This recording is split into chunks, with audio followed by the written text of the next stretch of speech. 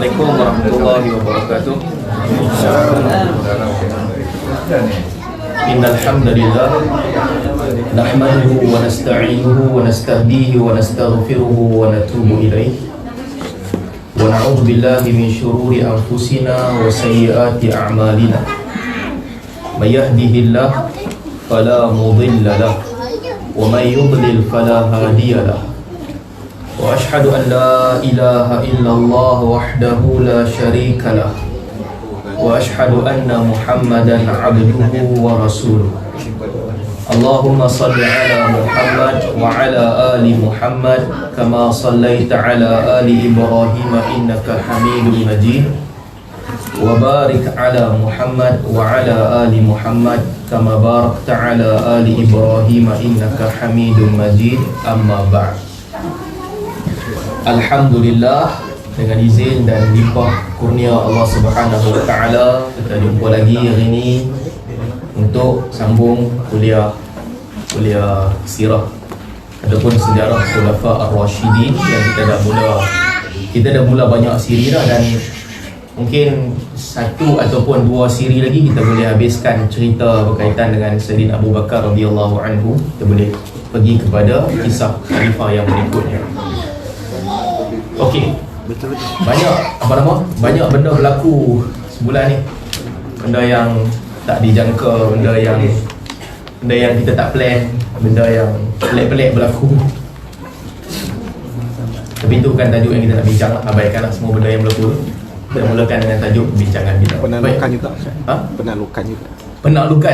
Penaklukan salah satu benda yang berlaku. Penaklukan ni kita mengucapkan tahniah lah kepada penyokong-penyokong Muafakat Nasional di atas kejayaan menjadi kerajaan tanpa pilihan raya. Baik.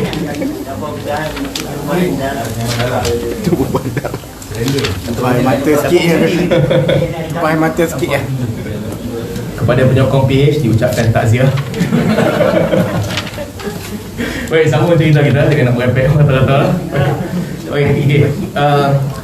Kita dah cerita dalam siri-siri yang lepas pembukaan negeri Iraq yang dilakukan di zaman Abu Bakar As-Siddiq radhiyallahu anhu di bawah pemerintahan jeneral perang yang menjadi orang yang paling dipergunakan sepenuhnya oleh Sayyidina Abu Bakar untuk pembukaan Iraq, iaitu Khalid Al-Walid radhiyallahu anhu. Khalid ni kan, sebelum kita sambung tentang Syam, Khalid Al-Walid radhiyallahu anhu adalah salah satu tokoh perang yang antara yang paling hebat dalam sejarah, bukan sejarah Islam, dalam sejarah peperangan dunia. Khalid Al-Walid adalah salah satu tokoh yang disebut-sebut setanding dengan tokoh-tokoh besar lain, Rom, China, Parsi dan sebagainya. Khalid adalah salah satu nama yang disebut. Antara kehebatan Khalid Al-Walid, sebelum kita sambung sedikit, Khalid dia ada satu kepakaran yang dia ada satu strategi perang yang dia guna, dan dia ubah suai strategi perang tu sehingga dia berjaya. Ramai orang buat tak berjaya. Dia panggil double envelope. Double envelope ni strategi yang pasukan hadapan berdepan dengan musuh. Kita dah baca dalam kelas yang lepas tentang perang Walajah. Pasukan hadapan berdepan dengan musuh. Dalam masa yang sama, di belakang pasukan hadapan itu, mereka menyusup masuk di sebelah kiri dan kanan untuk menyerang musuh daripada belakang, kiri dan kanan. So, ini salah satu strategi yang dikuasai dengan baik oleh Khalid Al-Walid. Tak ramai orang kuasai. Dan strategi perang ini hanya sesuai kalau kita ada bilangan tentera yang lebih ramai daripada musuh. Sebab pasukan yang berhadapan dengan musuh tu boleh tetap bertahan berdepan dengan musuh. Dalam masa yang sama, dia dapat nilai tambah dengan hantar tentera dari sebelah kiri dan kanan jauh ke belakang musuh untuk serang musuh. Jadi strategi ni boleh menang, tapi nak menang kena ramai orang, lebih banyak daripada musuh. Bila ramai, senanglah nak serang.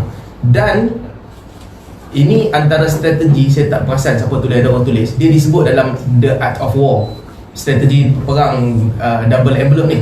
Bila pakai double envelope, kesan tak baiknya adalah kita akan jadikan musuh tak ada pilihan lain. Jadi di sudut psikologi, bila musuh tak ada pilihan lain, dia akan lawan dengan buas. Sebab dia tak ada pilihan, dia tak boleh larikan diri. Musuh dikepung daripada semua arah, menjadikan mereka lawan dengan cukup kuat untuk selamatkan diri. Jadi kebanyakan tokoh perang hanya guna strategi ni dua. Satu, kalau mereka jauh lebih ramai daripada musuh, pasukan depan berdepan dengan musuh, kiri dan kanan kepung musuh, tenggelamkan musuh. Satu. Yang kedua, mereka buat strategi yang sama, tetapi dia buka sedikit ruang untuk alihkan pandangan musuh supaya masuk kat tempat itu untuk perangkap. Nampak macam kepung, tapi tinggal sedikit ruang, musuh masuk dan terperangkap. Jadi kehebatan Khalid Al-Walid radhiyallahu anhu, dia pakai double envelope, sedangkan bilangan dia lebih sedikit daripada musuh. Ini strategi yang tak dipakai oleh kebanyakan tokoh-tokoh perang. Sebab tu kalau tuan-tuan Google dan search double envelope, nama Khalid adalah antara yang disebut. Dia guna strategi ni, bilangan dia sikit berbanding dengan musuh, dan dia berjaya. Dia menang dalam hampir kesemua perang yang dia masuk dan gunakan strategi sama. Baik, kita sambung cerita kita. Setelah penaklukan kota Iraq di zaman Abu Bakar Siddiq radhiyallahu anhu dalam masa setahun ataupun 2 tahun, pada tahun ke-13 Hijrah, Abu Bakar Siddiq radhiyallahu anhu memikirkan tentang membuka kota Syam. Setelah mereka berjaya mengalahkan Iraq, mereka berjaya mengalahkan Bahrain, mereka berjaya mengalahkan Yaman dan juga Oman, semua gerakan murtad dah hilang, dan juga Parsi juga telah berjaya ditundukkan. Maka lawan seterusnya adalah berlawan dengan Rom. Jadi perkara pertama yang dilakukan oleh Abu Bakar Siddiq radhiyallahu anhu adalah hantar, kumpul semua kekuatan untuk dihantar berlawan dengan Rom. Antara yang dipanggil balik oleh Abu Bakar pada ketika itu, paling awal adalah Amr bin Al-As.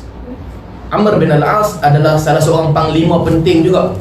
Dia, tapi di hujung hayat Nabi SAW, Nabi hantar dia pergi kutip cukai ataupun pergi kutip zakat daripada Bani Qudha'ah. So Amr bin Al-As, kepakaran perang dia tak pakai, dia pergi kerja kutip zakat je. Lalu untuk menyerang Rom di negeri Syam, Abu Bakar panggil balik Amr bin Al-As. Abu Bakar tulis surat kepada dia. Abu Bakar sebut, inni kuntu qad radadtuka 'ala al-'amal alladhi wallakahu Rasul sallallahu alaihi wasallam marrah wa sammahu laka ukhra. Abu Bakar kata, aku telah menghantar engkau melaksanakan satu tugas yang engkau dilantik oleh Nabi untuk buat tugas tu, dan juga Nabi bagi engkau tugas yang lain. Wa qad ahbabtu Aba Abdullah an ufarrighaka lima huwa khairul laka fi hayatika wa ma'adika minhu. Abu Bakar kata, aku suka untuk mengosongkan tugas engkau kepada suatu perkara yang lebih baik untuk dunia engkau dan akhirat engkau. Illa an yakuna alladhi anta fihi ahabba ilaik. Melainkan, kata Abu Bakar kepada Amr bin Al-As, kalau tugas yang hang tengah buat lah ni hang suka, hang boleh teruskan. Tapi aku ada satu plan untuk kosongkan hang, buat satu benda yang lebih baik untuk hang punya dunia dan juga akhirat. Hantar surat kepada Amr bin Al-As yang ketika itu duduk dengan Bani Qudha'ah. Amr bin Al-As bila didapat surat Abu Bakar radhiyallahu anhu, dia balas kepada Abu Bakar, inni sahmun min sihamil Islam wa anta Abdullah ar-rami biha wal jami'u laha, fanzur ashaddaha wa akhshaha farmi bi fiha. Ibarat sikit je, simple.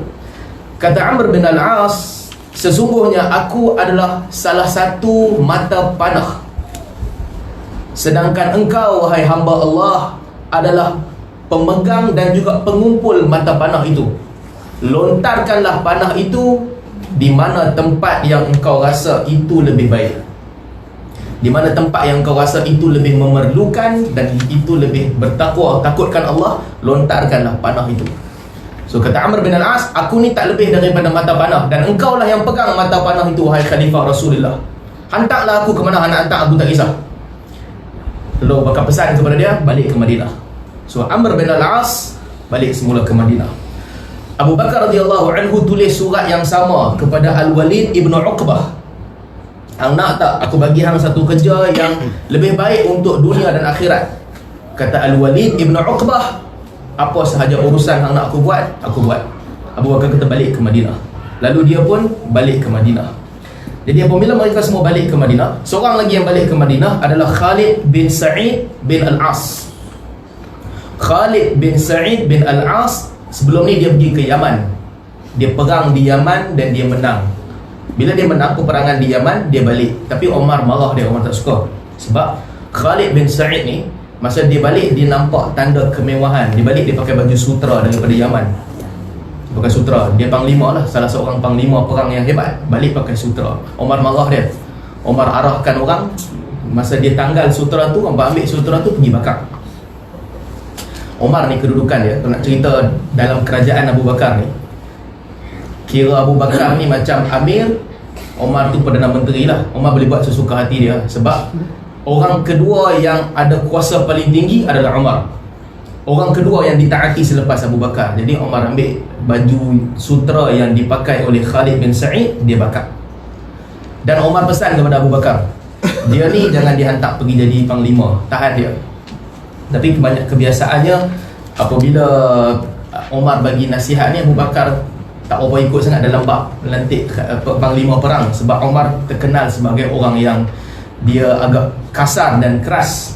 Abu Bakar lebih diplomasi, melihat keperluan perang dan sebagainya. Lalu Abu Bakar pun tak layan perintah Omar, baliklah mereka semua ni balik ke Madinah. Khalid bin Sa'id dan juga Amr bin Al-As dan juga Al-Walid Ibn Uqbah balik ke Madinah. Apabila mereka sampai ke Madinah, Abu Bakar kumpulkan tentera dia. Dia ada banyak panglima-panglima besar yang semua balik tinggal di Madinah pada ketika itu. Khalid ketika tu masih berada di Iraq. Kita dah cerita minggu lepas, Khalid main tipu, dia main haji sembunyi-sembunyi. So dia dapat arahan khas. Abu Bakar kata, hang Khalid pergi ke Syam, yang lain semua berada di Madinah.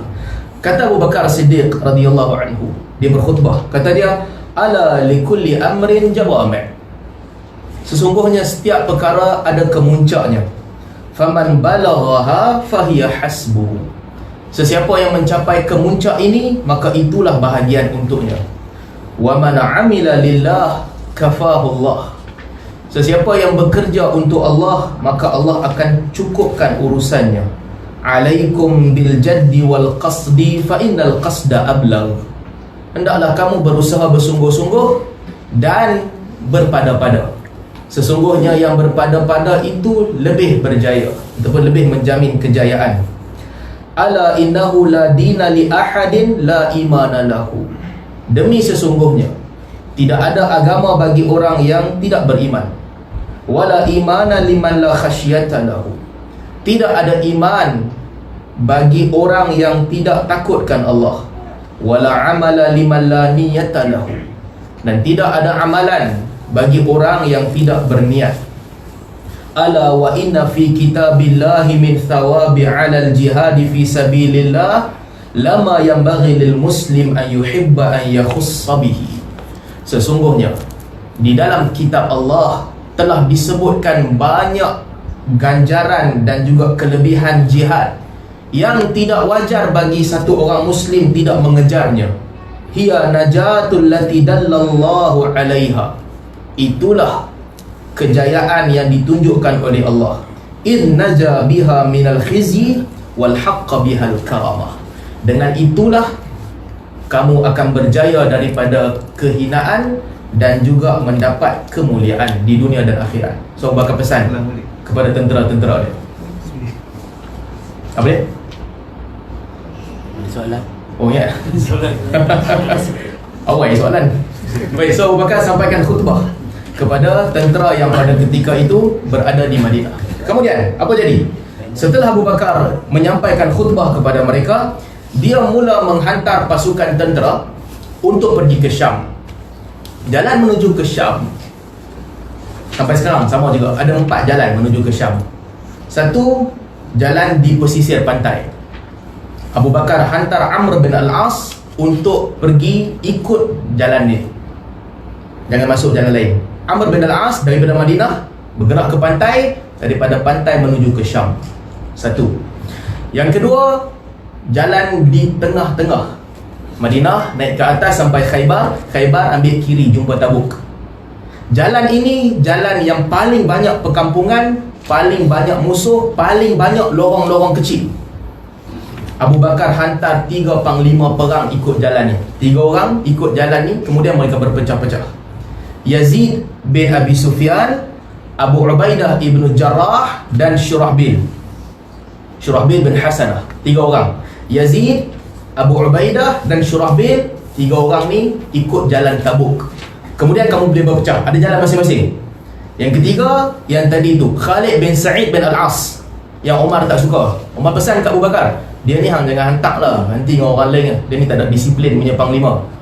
Abu Bakar pun dia abaikan Umar, dia hantar juga Khalid bin Sa'id bin Al-As. Sama juga, straight sampai Khaybar, tapi tak ikut kiri, ikut kanan, pergi ke Taimah. Kalau kiri tu ikut Madain Saleh, kemudian Tabuk. Kanan pergi ke Taimah, kemudian sampai ke Tabuk. So Khalid bin Sa'id ikut kanan.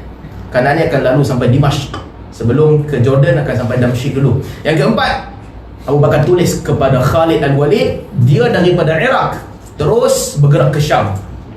Jadi apa yang dibuat oleh Abu Bakar adalah dia conquer semua jalan daripada Madinah untuk pergi ke Syam. Dia gerakkan tentera dia daripada semua jalan, sehingga tak ada jalan daripada Syam boleh serang balas ke Madinah. Tak ada jalan daripada orang Syam untuk masuk ke Madinah, melainkan mereka akan jumpa tentera Abu Bakar dulu. Kata Abu Bakar Siddiq, dia mendapat ilham daripada ucapan Yaqub alaihi salam. Apabila Nabi Yaqub berpesan kepada anaknya masuk jumpa Yusuf, Nabi Yaqub pesan, ya bani ya la tadkhulu min babin wahidin wadkhulu min abwabin mutafarriqah. Wahai anak-anakku, apabila kamu masuk jumpa Raja Mesir, pemimpin Mesir, janganlah kamu masuk ikut pintu yang sama, hendaklah kamu ikut pintu-pintu yang berbagai-bagai. So Abu Bakar dia dapat ilham daripada peristiwa Nabi Yaqub mengajar anak-anaknya. Kata Abu Bakar, kamu semua ikut jalan-jalan yang berbeza. Kemudian tak cukup dengan tu, di Madinah ada sikit je tentera yang masih tinggal di Madinah, antaranya Ikrimah. Abu Bakar pesan kepada Ikrimah, bawa tentera yang masih tinggal Saki-Baki keluar juga pergi. Masih tinggal sikit lagi dengan dia. Abu Bakar panggil Muawiyah bin Abi Sufyan, siapa-siapa tentera yang masih tinggal di Madinah kumpul dengan Muawiyah dan keluar. Di Madinah tak ada tentera. Abu Bakar masih di Madinah, Umar masih di Madinah, tapi tentera semua keluar menuju ke Syam. Jadi mereka pun bergerak. Apabila mereka bergerak sampai ke Syam, antara perkara pertama yang berlaku adalah Khalid bin Sa'id bin Al-As. Dia pergi ke Taimah, dia jumpa dengan musuh Mahan nama dia. Dia pergi lawan dengan musuh tu, dia berjaya kalahkan musuh, bergerak lagi sampai ke Ilya, bergerak lagi sampai ke Damsyik. Bila sampai ke Damsyik, musuh bertambah kuat. Bila musuh bertambah kuat, Khalid bin Sa'id bin Al-As diserang balas dan dia patah balik. Dia hantar surat kepada Abu Bakar, aku diserang balas, dia patah balik. Abu Bakar pesan kepada dia, tunggu di situ, aku akan hantar bantuan, iaitu Ikrimah. Ada 4,000 tentera dengan Ikrimah. Tunggu sampai bantuan sampai, jangan patah balik. Khalid bin Sa'id kerana tekanan yang kuat, dia pun patah balik sehingga dia sampai semula ke Taimah. Patah balik ke Taimah. Sedangkan ketika dia patah balik, Ikrimah bin Abu Jahal bersama dengan tentera bertahan. Abu Bakar marah dia. Dalam riwayat disebutkan Abu Bakar jumpa Umar, Abu Bakar kata, hang cakap tu betul lah, hang punya firasat tu betul, salah hantar dia jadi panglima.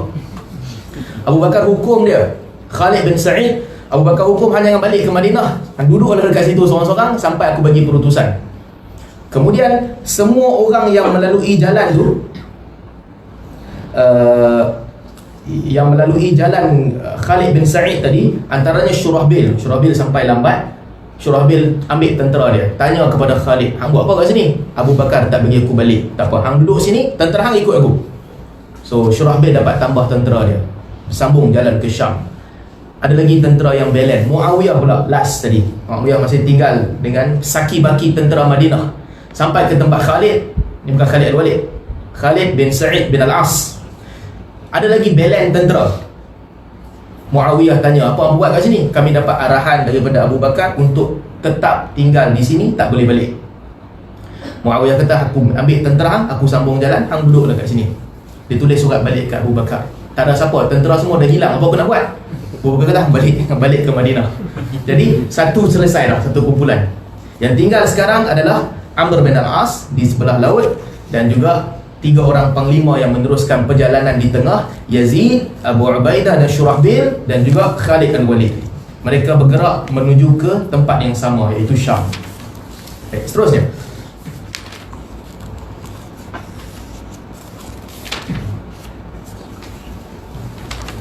Baik.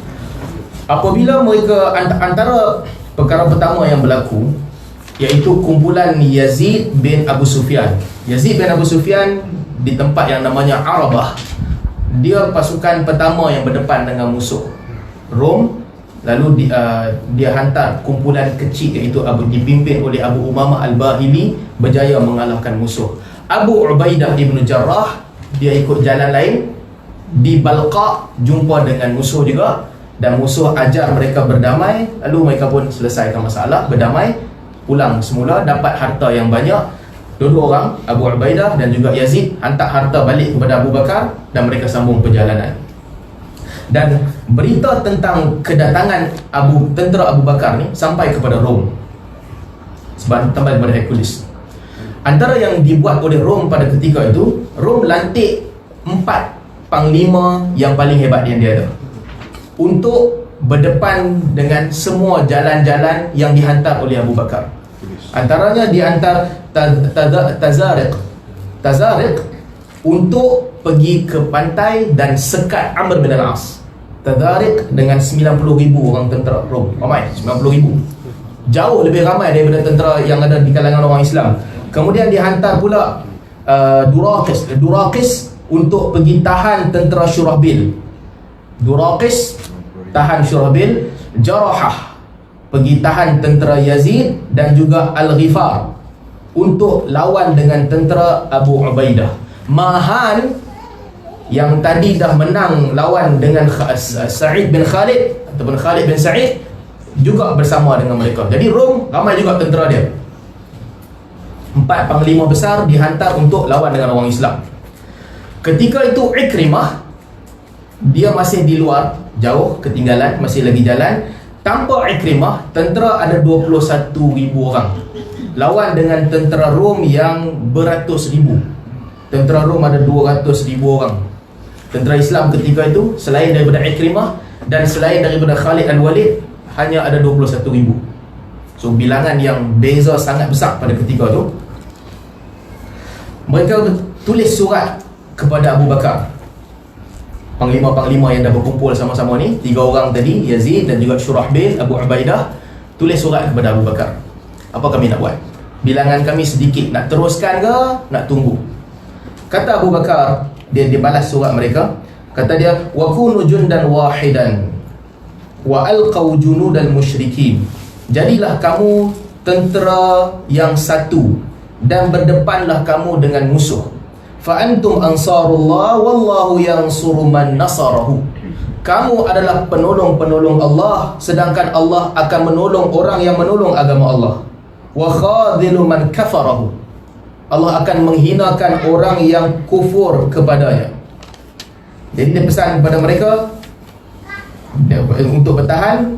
Kemudian dia pesan walakin min, dia kata walam yu'ta mithlukum an qillatin walakin min tilqa'id dhunub.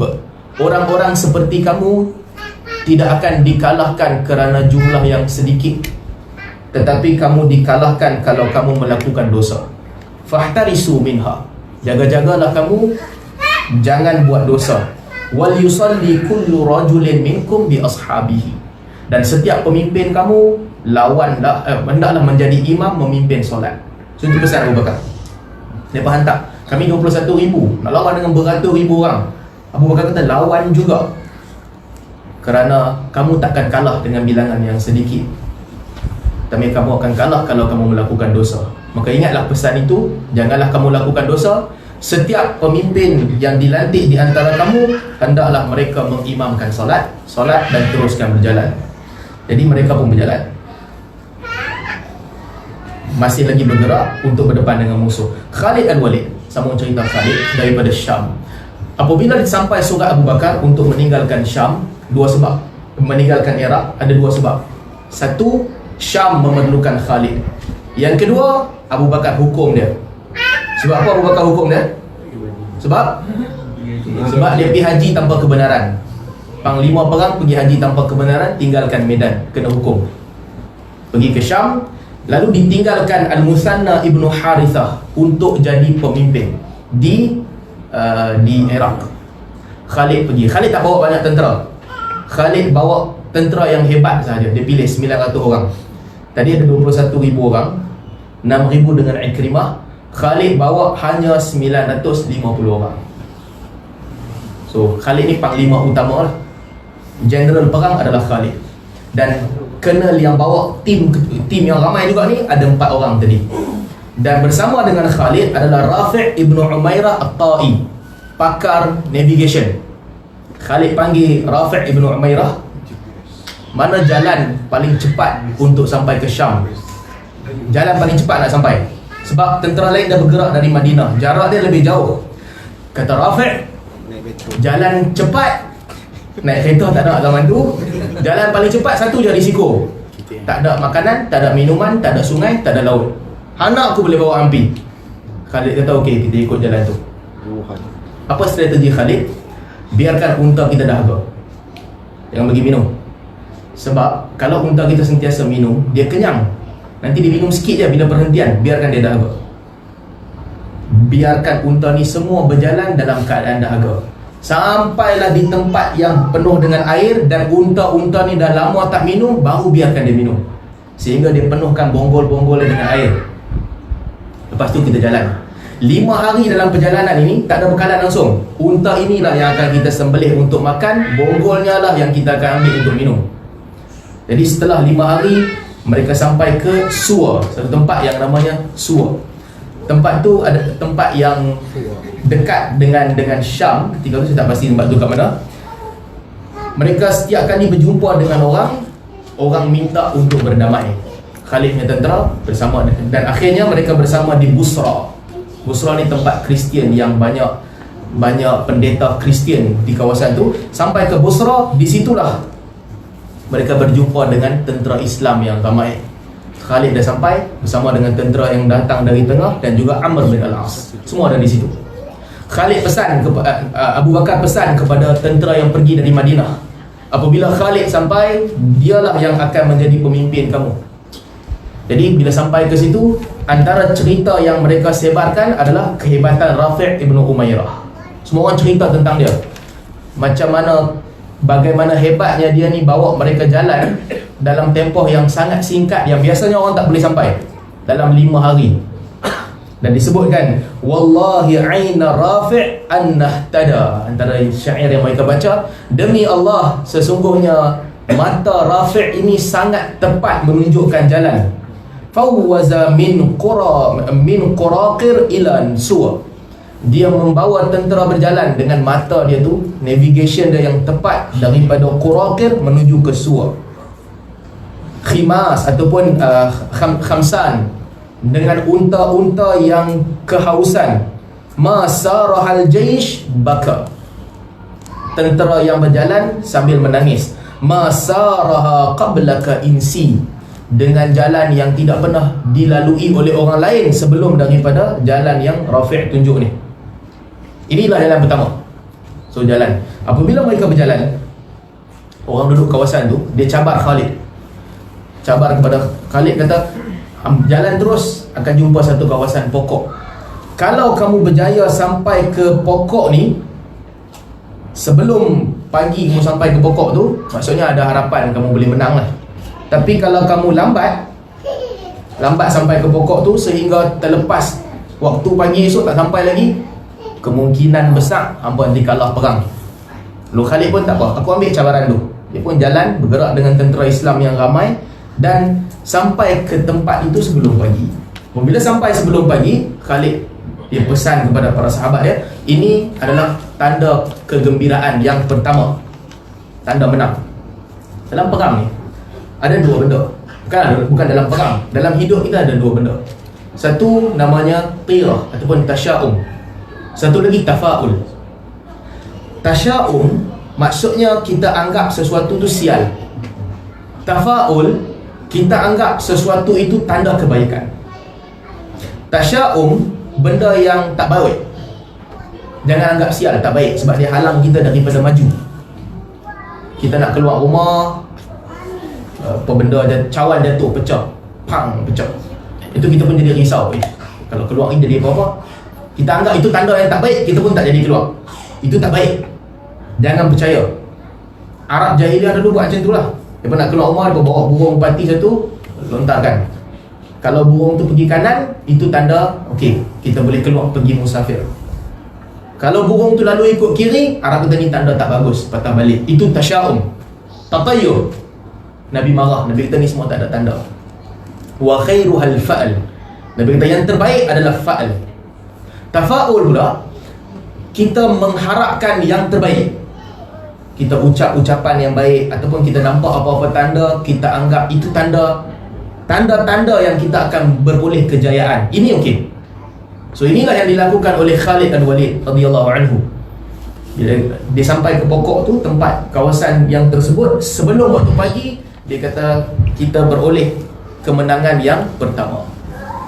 Kemudian tentera Rom pada ketika itu, mereka berkumpul di tempat yang namanya Waqusah. Tentera Islam bergerak. Sampai di Waqusah, mereka bergerak di tempat yang tutup jalan keluar daripada Waqusah. Tak ada jalan lain dah. Mereka kepung. Asalnya tentera Islam di tempat lain, ada jalan masuk ke Waqusah. Amr bin al-As mencadangkan kepada tentera, kita duduk di jalan ini. Sehingga mereka terkepung, mereka terpaksa keluar. Walaupun Rom lebih ramai, tapi strategi itu diambil oleh Amr bin al-As. Setelah mereka ambil posisi tu, kata Amr bin al-As, abshiru ayyuhan nas, qad husirat wallahi Rom.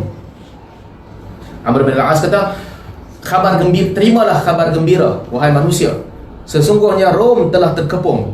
Wa qallama jaa mahsur bi khairin, dan jarang-jarang sekali orang yang terkepung ni mendatang keluar dengan gembira. Orang terkepung biasanya kalah. Jadi kita berjaya kepung Rom walaupun sedikit. Kepung, yang kena kepung menang ni Qatar je lah. Kena kepung tak kalah-kalah apa lagi. Jadi kata Amr bin al-As, wa qallama mahsur, jarang-jarang sekali orang yang terkepung jaa bi khair, datang dengan benda kebaikan. Biasanya orang kena kepung ni mesti kalah. Mereka pun terkepung di situ. Pada ketika itu, Abu Sufyan radhiyallahu anhu, dia ada tua, dia ikut anak dia Yazid, salah satu tentera, dia ikut tentera Yazid. Abu Sufyan datang dan dia kata, aku ada cadangan supaya bahagikan tentera 3 pasukan. Satu pasukan lebih pergi berperang, perempuan dan anak-anak kecil letak di tengah, Khalid duduk di belakang. Jadi Khalid duduk di belakang. Kalau pasukan pertama tu dah kalah, tentera yang duduk di tengah ni, perempuan dan sebagainya, boleh dipertahankan oleh tentera yang ada di belakang. Ketika itu mereka pun bersetuju, mereka bahagikan tentera ikut 3.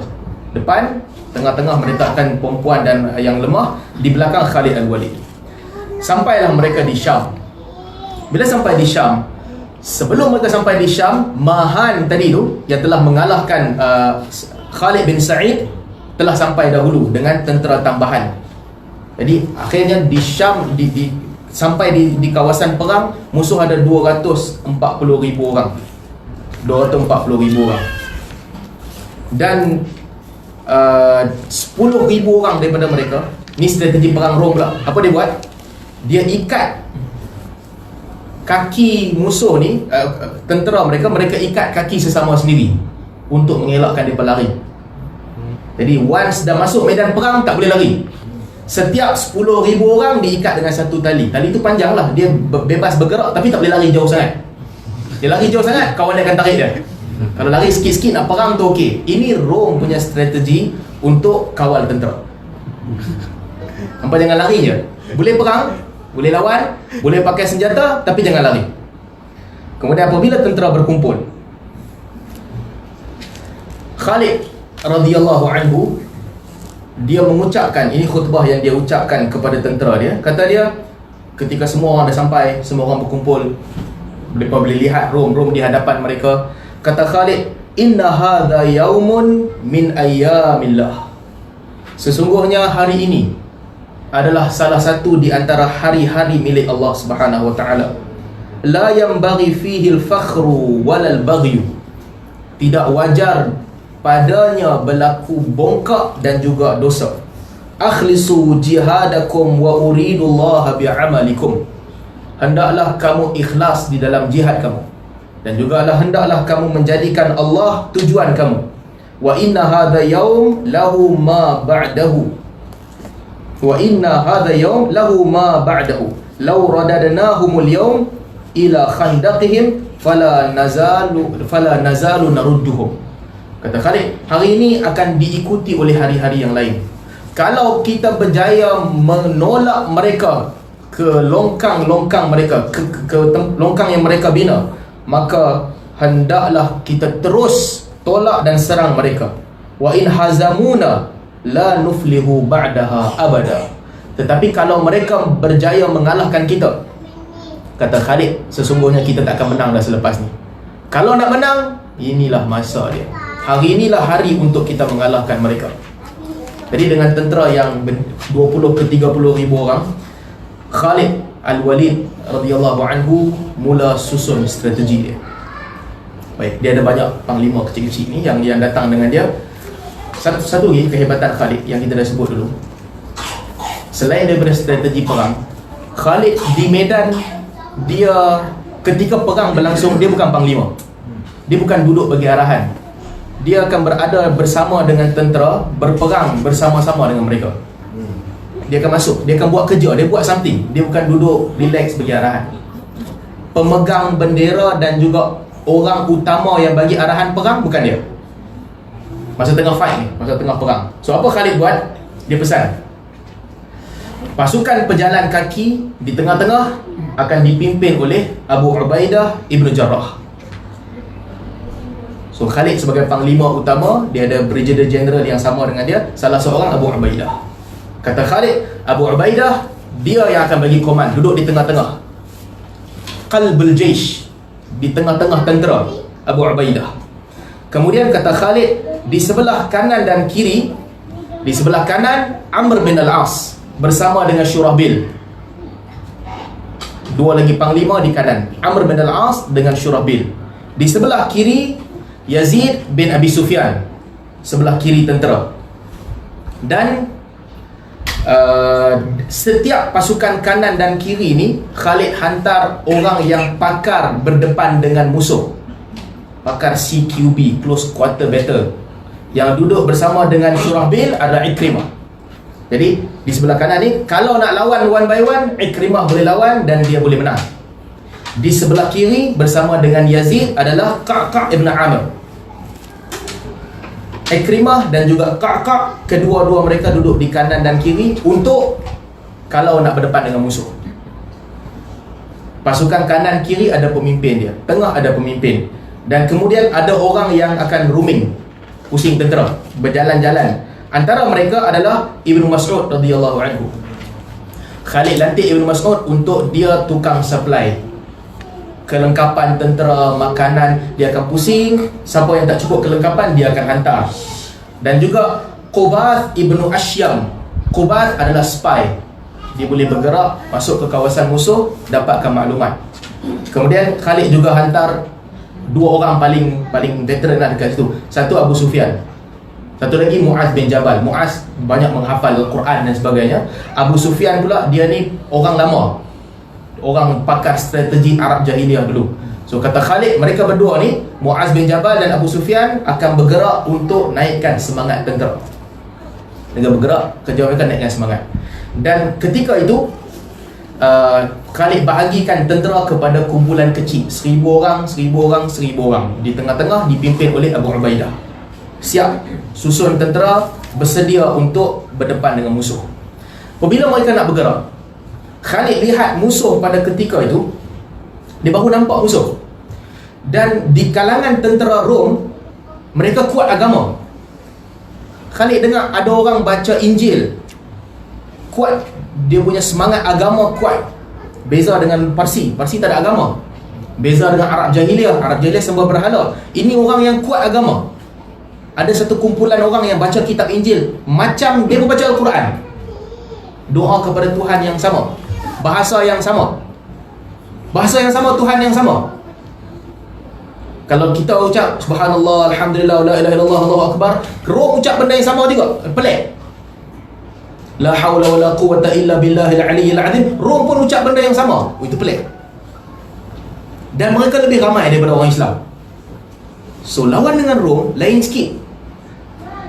Kalau lawan dengan orang lain, kita nak akhirat, mereka nak dunia, tapi nampak Rom macam dia pun nak akhirat juga. Sama macam tentera Islam. Kemudian Khalid radhiyallahu anhu, dia pergi jumpa Abu Ubaidah. Dia kata kita kena tukar strategi. Lawan dengan Rom berbahaya. Apa pertukaran yang kita kena buat? Kanan dan kiri kita akan kuatkan dengan dua pasukan berkuda. Sebelah kanan, Khalid sendiri akan jadi pasukan berkuda. Dia sendiri dengan kumpulan berkuda di sebelah kanan. Di sebelah kiri, Qais ibn Hubairah. Di sebelah kiri pasukan berkuda. Kata Khalid kepada Abu Ubaidah, hang duduk di belakang. Hang jangan perang, duduk di belakang. Apa tujuan Abu Ubaidah? Cari mana-mana tentera yang nak lari balik tak perang, pukul mereka, suruh mereka patah balik pergi perang. Tempat Abu Ubaidah diambil oleh Sa'id bin Zaid. Jadi Sa'id bin Zaid ke depan, ganti Abu Ubaidah. Abu Ubaidah tolong di belakang. Dan Khalid pesan kepada dia, jangan, pastikan tak ada orang patah balik. Dan perempuan-perempuan mereka duduk di belakang untuk mempertahankan tentera yang lawan di hadapan. Jadi berubahlah strategi perang. Dan kemudian bermulalah peperangan Yarmouk. Perang Yarmouk ni adalah satu perang yang lawan dengan Rom, pertama, perang yang besar, bilangan lebih ramai. Yang sebelum ni, semua perang lawan Rom adalah perang yang tak besar. Di Mu'tah, para sahabat mereka kalah dan mereka balik. Dan itu bukan kekuatan sebenar Rom lagi, orang Islam kalah. Kemudian tentera Usamah pergi ke Rom, tak jumpa musuh.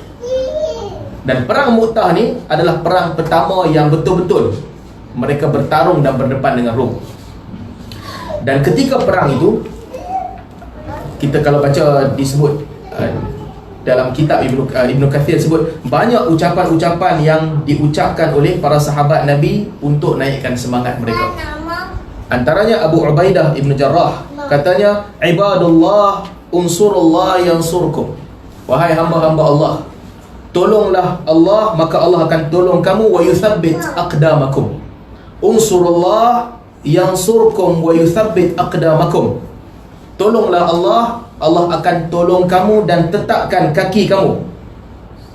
Kemudian dia panjang ucapan dia, dan dia sebut wa alzimus samt illa min dzikrillahi fi anfusikum hatta amurakum insyaallah.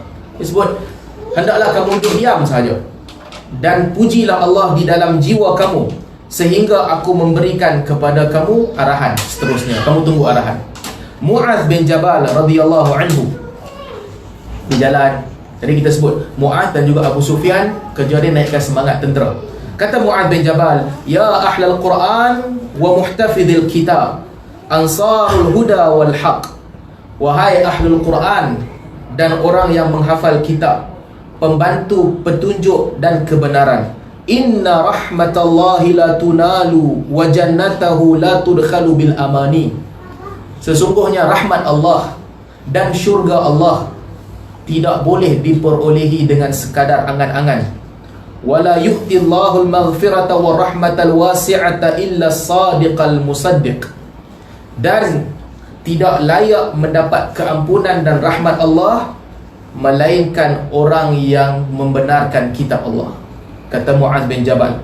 Kata Amr bin Al-As ketika itu, laqad sami'tu anna al-muslimina sayaftahunaha kufran qasran. Sesungguhnya aku telah mendengar bahawa orang Islam akan membuka kota ini, kota demi kota, benteng demi benteng. Fala yahulakum jumu'uhum wala adaduhum. Janganlah kamu ditakutkan oleh bilangan dan juga kumpulan mereka. Fa innakum law sadaqtumuhum syadda tatayura auladil hajar. Kerana sesungguhnya kalau kamu menekan mereka bersungguh-sungguh, Mereka akan berterbangan seperti anak burung berterbangan. Kata Amr bin al-As. Kata Abu Sufyan, antara Abu Sufyan sebut, ya ma'syaral muslimin, wahai orang Islam, antumul Arab, kamu ni orang Arab, waqad asbahtum fi daril ajam, dan kamu berada di bukan negeri kamu, muqtati'ina 'anil ahli wa na'ina 'an amiril mu'minina wa amdadil muslimin. Kamu terpotong bekalan kamu daripada keluarga kamu dan juga daripada bantuan dan daripada amirul mu'minin. Tak ada siapa boleh tolong kamu. Waqad asbahtum bi izai aduwikum kathir adaduhu wa syadid 'alaikum hunaqa. Kata dia, kamu berdepan dengan musuh yang lebih ramai dan mereka membenci kamu. Famtani'u bisuyufikum wa ta'awanu wal takun hiyal husul. Kata Abu Sufyan, bertahanlah dengan senjata kamu dan juga tolong menolonglah kamu. Jadikanlah itu benteng terakhir mempertahankan kamu. Dan banyaklah lagi ucapan-ucapan yang diucapkan oleh para sahabat Nabi SAW. Antaranya Abu Hurairah radhiyallahu anhu menaikkan semangat mereka. Abu Sufyan, ucapan dia yang lain, naikkan semangat dia. Ada orang, ketika mereka nak berdepan, orang Kristian datang jumpa Khalid Al-Walid, bagi tahu dekat Khalid, macam mana kamu nak menang? Bilangan kamu ni sedikit, macam mana kamu nak menang? Kata Khalid, wailaka atukhawwifuni bir-Rum, celakalah engkau nak takutkan aku dengan Rom. Kata Khalid, innama takthurul junud bin nasr, sesungguhnya tentera itu menjadi banyak dengan pertolongan, dan dia menjadi sedikit dengan kehinaan, bukan dengan bilangan. Jadi Khalid terus berlawan. Apabila berdepan dua kumpulan tentera, panglima-panglima Islam yang di hadapan ni, Khalid dengan tentera berkuda dia, Abu Ubaidah, Yazid dan juga Dirar ibn Arwas dan Harith bin Hisham, mereka pergi berdepan dengan Rom. Mereka masuk ke kawasan Rom, ajak pemimpin Rom, kita bincang. Tentera berdepan, tentera Islam ni, Abu Ubaidah dan juga Yazid dan sebagainya, Dirar bersama dengan mereka. Mana pemimpin Rom, kami nak bincang. Lalu Rom hantar Mahan yang tadi kalahkan Khalid bin Al-As tadi. Datang Bahan, jumpa dengan mereka. Apabila mereka datang, mereka berdepan antara sesama sendiri, mereka ketika itu para sahabat Nabi pergi, Bahan duduk Tarazik ketika itu, belum Bahan lagi, Tarazik, salah satu pemimpin utama, dia duduk di dalam kemah daripada sutera. Kemah perang ni sutera, panggil masuk. Para sahabat Nabi tengok kemah sutera, dia kata, kami tak masuk tempat yang dibuat daripada sutera. Hang nak, hang keluar. Dia datang keluar. Bila dia keluar, dia punya tempat jalan dia pun masih dibuat daripada sutera, kapet sutera. Rom punya kemewahan. Sahabat Nabi kata, kami tak berdiri di tempat ini. Keluar daripada situ. Mereka pun keluar. Apabila mereka keluar, para sahabat Nabi bilangan sedikit daripada Rom, berdakwah kepada Rom, kalau kamu terima agama Allah, kamu terima Islam, kita berhenti peperangan ni, sama-sama kembali kepada kalimah Allah, tauhid. Kalau tak, kita akan tetap berlawan. Bincang-bincang, Rom kata, itu bukan pilihan yang kami nak ambil. Kalau nak lawan, kita lawan. Maka para sahabat Nabi, kalau begitu, kami tetap akan lawan dan kami patah balik bersama dengan tentera. So first negotiation gagal. Mereka yang sikit ni nak pergi dakwah Rom masuk Islam. Rom kata, kami tak mau agama kamu, tak terima. Kemudian apabila mereka balik, datang pemimpin utama Rom, Mahan tadi. Sebagai riwayat dia kata namanya Bahan. Dia tengok tentera Islam yang nampak bersemangat nak lawan, dan apabila dia lihat mereka sangat bersemangat untuk lawan dengan musuh, dia panggil mana pemimpin Islam yang paling utama. Pemimpin Islam yang paling utama, siapa panglima paling utama kamu? Dia kata, panglima kami adalah Khalid. Pergi cari Khalid. Khalid dengan kuda dia pergi jumpa dengan Mahan. Kata Mahan, kamu ni dah jalan jauh kelaparan. Kamu datang ni negeri kami ni, kami memang prepare nak perang dengan kamu di tempat kami.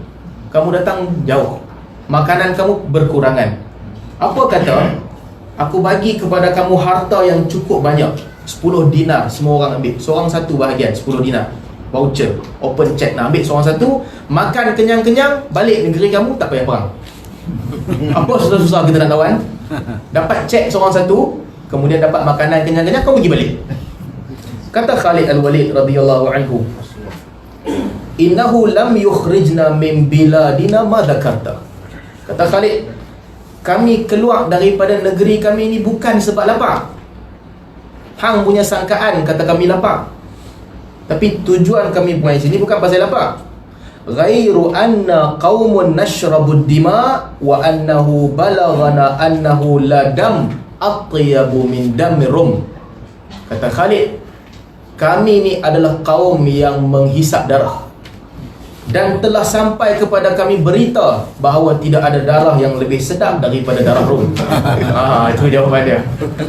So kami main bukan nak makanan, kami main bukan nak duit, tapi kami adalah kaum yang menghisap darah. Dan kami dikhabarkan bahawa darah yang paling sedap adalah darah Rum. Ketika itu bermulalah peperangan di antara tentera Islam dan juga tentera Rom. Bila berdua-dua berdepan, tak boleh nak belum start perang, maka Khalid mengarahkan 2 fighter dia, di sebelah kanan Ikrimah, di sebelah kiri Ka'ka' ibnu Amir. Kata Khalid, kamu 2 orang pergi masuk dan pergi ganggu mereka, kacau mereka, ajar mereka lawan. So kita nak mulakan perang, berapa lama nak tunggu? Bincang dah, tak selesai masalah. So kamu 2 orang pergi buat kacau. Ni budak nakal lah 2 orang ni, Ka'ka' dengan Ikrimah. Kamu pergi cabarlah siapa kamu nak cabar, kamu pergi lawan lah. Dan 2 orang fighter Arab ni, Ikrimah dengan Ka'ka', sebelah kanan dan kiri, mereka pergi dan mereka lawan, mereka cabar orang. Mereka cabar dan mereka lawan, menang. Ketika itu datang seorang pemimpin, salah satu daripada panglima Rom, Jarajah. Daripada 4 panglima Rom, Jarajah datang. Dia kata, aku nak jumpa dengan Khalid. Khalid kata, okey, kita boleh jumpa dan boleh bincang. Apabila dia datang jumpa Khalid Al-Walid, kata Jarajah, aku tanya hang soalan, hang jawab betul-betul, jangan tipu, bagi jawapan yang betul je. Kerana orang yang merdeka ni tak tipu, dan tanda kemuliaan mestilah cakap jujur. Khalid kata, okey, hang tanya apa hang nak tanya, aku jawab dengan jujur. Dia biasa perang ni, panglima tak bunuh panglima. Kalau ada meeting, dia bermeeting je, orang yang perang orang lain. So Jarajah dengan Khalid, 2 panglima berjumpa. Kata Jarajah, soalannya apa ni? Apa hang nak tanya aku? Soalan aku macam ni, pasal apa orang panggil hang pedang Allah? Aku nak tahu apa sebab orang panggil hang pedang Allah. Adakah disebabkan Allah Ta'ala berturun daripada langit satu pedang? Adakah pedang tu turun daripada langit, Allah Ta'ala bagi kat Nabi, Nabi bagi dekat hang, hang ambil pedang tu, hang pergi perang, sebab tu kau orang panggil hang pedang Allah? Kata Khalid, tak, bukan sebab tu. Kemudian Jarajah tanya kepada dia, kalau bukan hang ada pedang yang Allah Ta'ala bagi, sebab apa hang dibagi nama pedang Allah? Kata Khalid, sesungguhnya Allah utuskan Nabi kepada kami. Nabi itu mengajarkan kami menyembah Allah dan tidak mendustakan Allah. Ada di kalangan kami yang ikut Nabi itu, dan ada di kalangan kami yang tentang Nabi itu. Aku sendiri tentang Nabi. Ketika Nabi itu datang, aku sendiri tentang Nabi. Kemudian akhirnya aku menerima agama Nabi. Dan apabila aku menerima agama Nabi, Nabi SAW yang kata dekat aku, engkau adalah pedang Allah yang terhunus, Saifullah Maslul. Dan Nabi doakan aku agar memperoleh kemenangan. Kata Khalid, sejak tu aku tak pernah kalah. Kemudian dia tanya kepada Khalid, Jarajah tanya, apa seru orang, apa yang kamu ajar orang? Kata Khalid, kami ajar orang supaya tidak menyembah melainkan Allah dan mengikut syariat yang dibawa oleh Muhammad. Jarajah tanya, kalau orang tak mau ikut macam mana? Kata Khalid, kalau tak mau ikut, kami kutip daripada dia jizyah, cukai. Kalau dia tak mau bayar cukai, macam mana? Kata Khalid, kalau ikut pun tak nak, cukai pun tak nak bayar, kami akan perang dan lawan dengan dia. Jarajah tanya, kalaulah orang yang terima agama kamu hari ni sama tak kedudukan macam kamu, Kata Khalid sama. Orang yang awal, orang yang last, orang yang mulia, orang yang hina, siapa sahaja yang terima agama kami, kedudukan dia sama macam kami. Ini sebenarnya Nabi ajak macam tu. Dan mereka lihat tentera Islam macam tu. Sebab tu sebelum tu tersebarlah cerita di sisi Rom sampai kepada Raja Rom. Raja Rom pelik. Kamu kalau jumpa Nabi kamu bagi apa ucapan kemuliaan dekat Nabi kamu? Kamu panggil dia macam mana? Semua raja-raja dia ada protokol nak panggil dia kan, perkataan, nama. Kamu panggil raja kamu apa? Para sahabat kata kami ucap Assalamualaikum. Habis tu raja kamu jawab macam mana? Dia ucap Waalaikumsalam. Rom pelik. Semua raja ada protokol, semua raja ada ucapan khas, ada panggilan khas, ada bahasa khas yang orang tak pakai.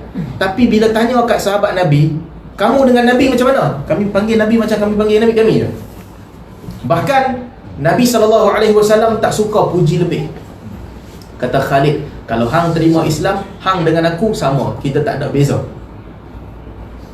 Jarajah tanya, hang tipu kot, hampa masuk Islam lama sedangkan aku baru masuk Islam. Khalid kata, kalau kamu terima Islam, hang lagi bagus daripada aku. Sebab kami melihat wahyu. Allah Ta'ala turunkan wahyu kepada Nabi, cerita dekat kami apa yang patut kami buat, kami terima Islam. Kalau hang tak dapat wahyu terima Islam, itu yang paling baik, lebih baik daripada kami. Jarajah tanya, ni betul ke hang reka cerita goreng ya? Khalid kata, ni betul, bukan tipu. Lalu dia pun dia kata, macam mana aku nak masuk Islam? Khalid bawa dia masuk kemah, dia berwuduk dan dia solat 2 rakaat dengan Khalid Al-Walid. So salah seorang daripada panglima Islam memeluk, daripada panglima Rom memeluk Islam. Kemudian bermulalah peperangan. Di muka surat seterusnya ni cerita pasal perang. Antara orang yang paling hebat ketika perang ini adalah Zubair ibn Awam radhiyallahu anhu. Zubair diceritakan ketika perang Yarmouk, dia dengan satu kumpulan orang yang ikut duduk dekat dengan dia. Mereka kata kepada Zubair, awak nampak hang pelik sangat, peluh, nampak macam lawan sungguh-sungguh. Apa yang hang buat? Zubair kata, hampa tak boleh buat macam aku, susah. Dia kata, kami boleh hang buat, kami ikut. Zubair kata, tak apa, hampa ikut aku. Satu kumpulan tentera Rom, Zubair kata, ikut aku, kita cross tentera ni, lawan, kita bunuh siapa yang kita boleh bunuh, kiri kanan, straight sampai hujung, kita patah balik ke sini. Dia main ciluk-ciluk dengan tentera Rom. Dia bawa pedang dia, dia kata kita jalan straight je, kita lepasi semua tentera Rom sampai hujung sekali, kita pusing balik. Zubair dan juga ramai orang tentera yang ikut dia, okey, kita buat sama-sama. Jalanlah mereka. Jalan, Zubair berjalan dengan pedang dia, dia lawan, dia pukul orang, orang pukul dia, dia kalahkan orang, orang kalahkan dia.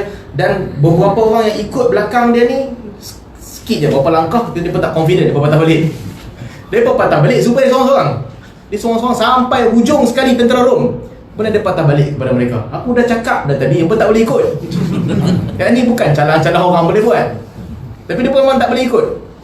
Itu Zubair bin Awam radhiyallahu anhu. Kemudian dia patah balik, dia buat benda yang sama. Dia jalan straight sambil dia boleh cantas apa yang dia boleh cantas, dan dia patah balik. Mu'adh bin Jabal radhiyallahu anhu, setiap kali dia mendengar orang Rom membaca Injil, menaikkan semangat mereka, kata Mu'adh, Allahumma zalzil aqdamahum wa ar'ib qulubahum. Ya Allah, goncangkanlah kaki mereka dan juga goncangkanlah dada mereka. Wa anzil alaina sakinata wa alzimna kalimatat taqwa. Turunkanlah ketenangan kepada kami dan juga berilah kepada kami kalimat taqwa. Wa habbib ilaina liqa wa ardina bil qada. Jadikanlah kami cinta untuk bertemu dengan musuh dan juga kami redha dengan ketentuanmu.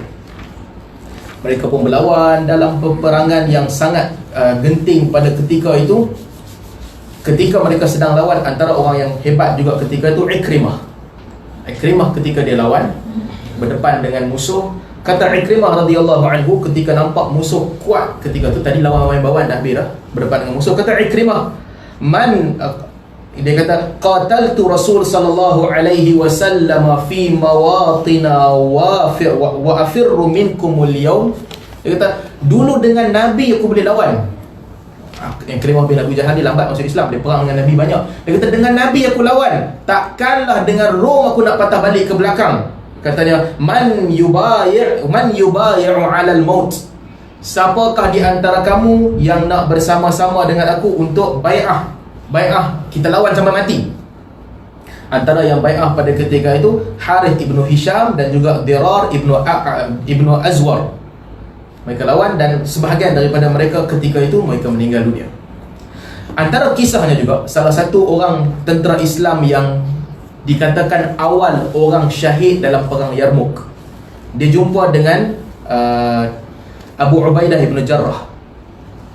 Tengah perang, dia pergi jumpa Abu Ubaidah. Dia kata, inni qad tahayyatu li amrin.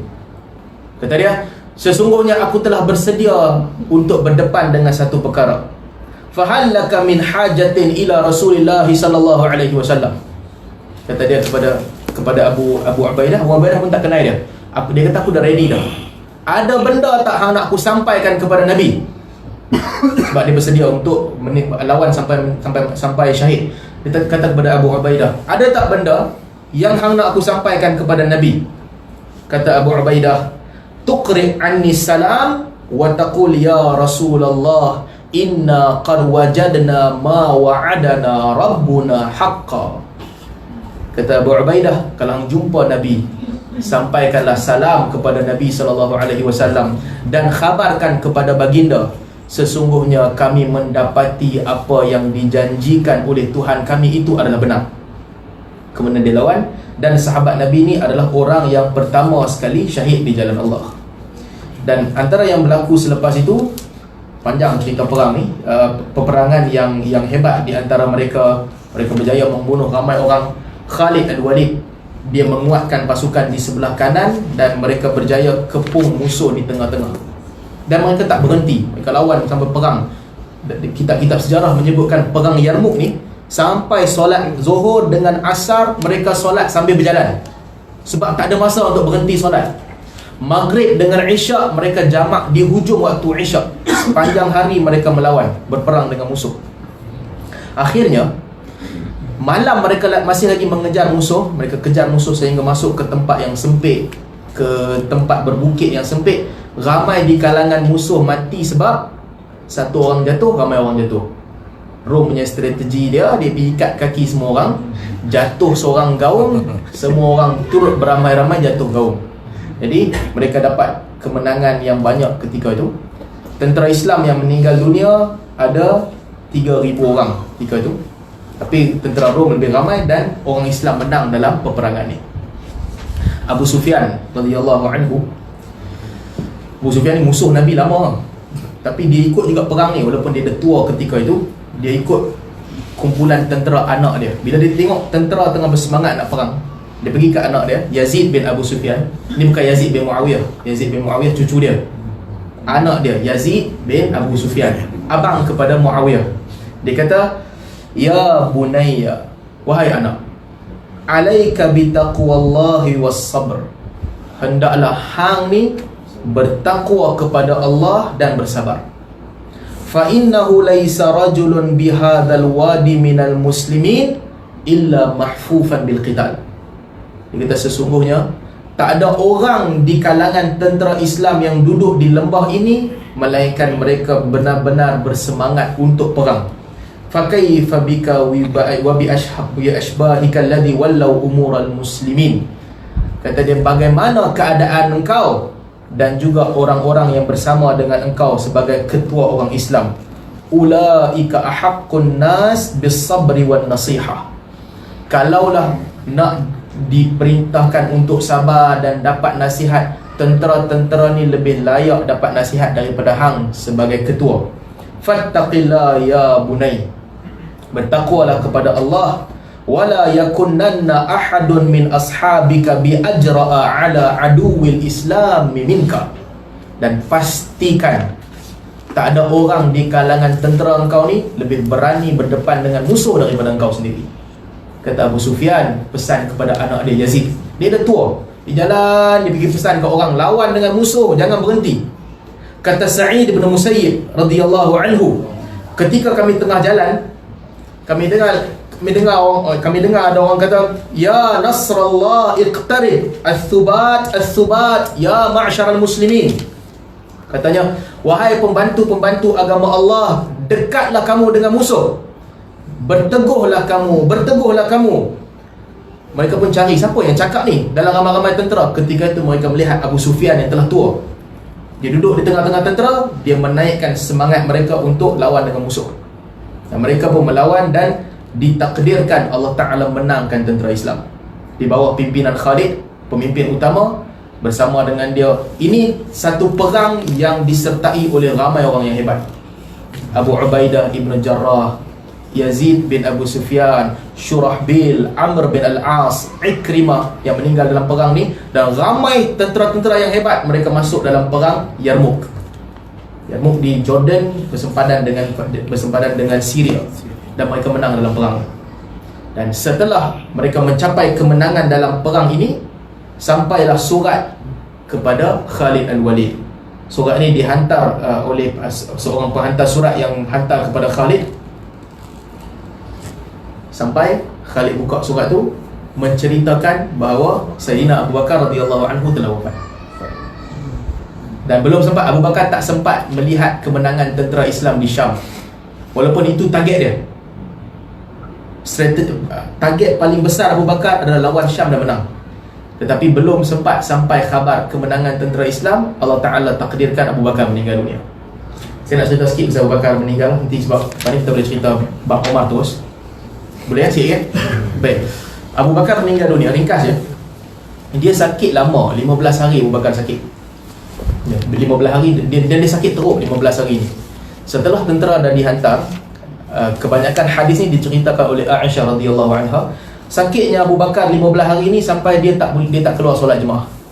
Dia sakit yang teruk, dia tak boleh bangun pun. Dan lama, 15 hari.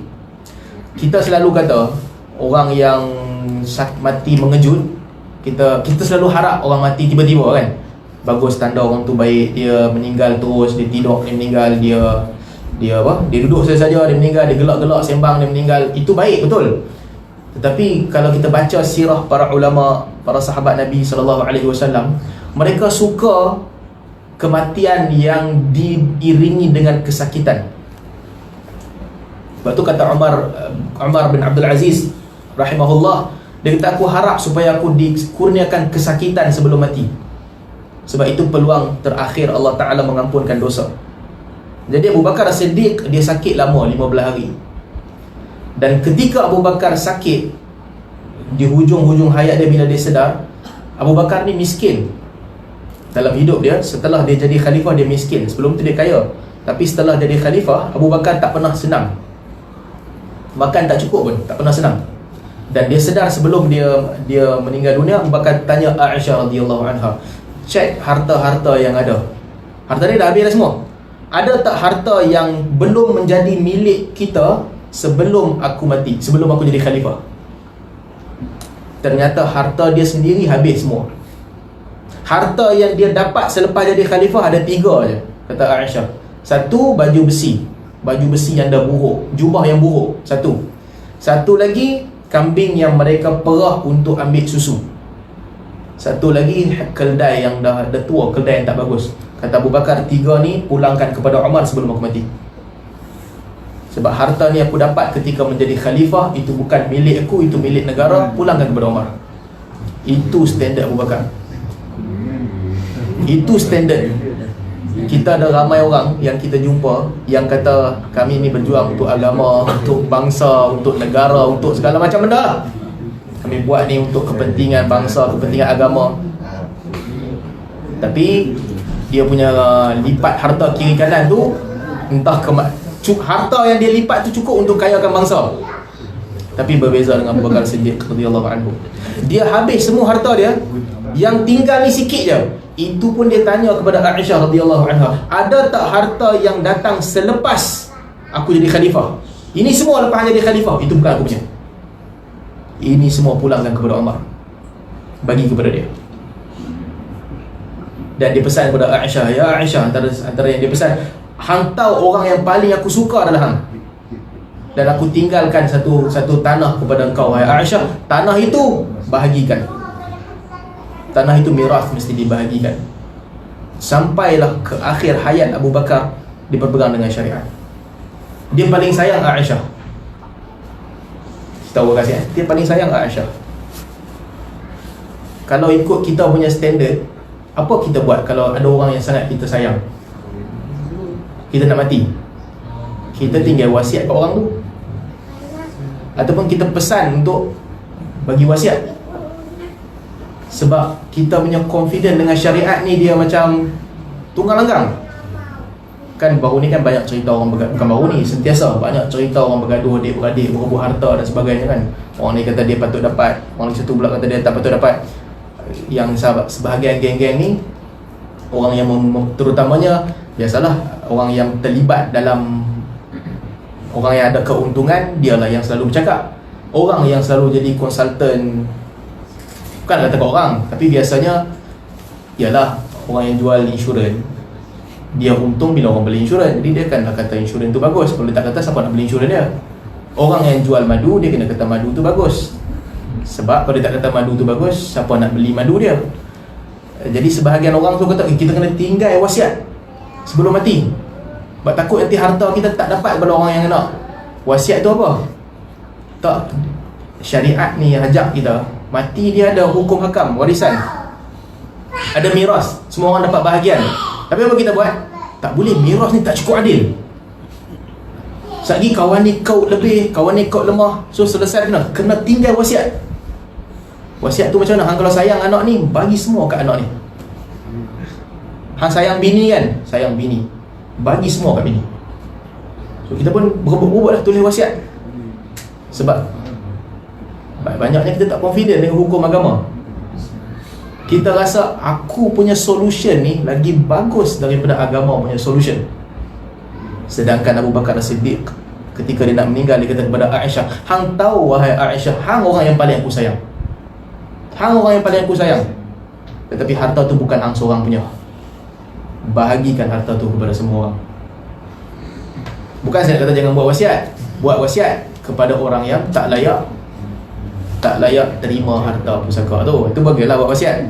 Tapi yang terima harta pusaka tu, itu bukan kerja kita nak bahagi. Hang aku sayang lebih, nak punya, hang aku sayang kurang, hang ambil sikit. Itulah biasa kita fikir. Tapi bandinglah dengan Abu Bakar As-Siddiq radhiyallahu anhu. Bukan hang punya wahai Aisyah, bagi kepada orang semua. Dan ketika pada hari Isnin sebelum hari Selasa, hari terakhir Abu Bakar sedar, bila dia bangun, dia sedar, dia tanya kepada Aisyah, hari ni hari apa? Kata Aisyah, hari ni hari Isnin. Abu Bakar pesan supaya dia meninggal dunia pada hari dia berharap agar dia meninggal dunia pada hari itu. Kata Abu Bakar ni ketika dia mabuk-mabuk kematian, hujung hayat dia, dia tanya kepada mereka, bima kafantum Rasulullah, kamu kafankan Nabi macam mana? Kata Aisyah, kami kafankan Nabi dengan 3 lapis, tanpa serban dan juga kepiah, 3 lapis. Kata Abu Bakar, baju yang aku pakai ni, lepas kalau aku mati, basuh baju ni, pakaikan aku semula, dan tambah lagi 2, buat macam kamu buat kepada Nabi SAW.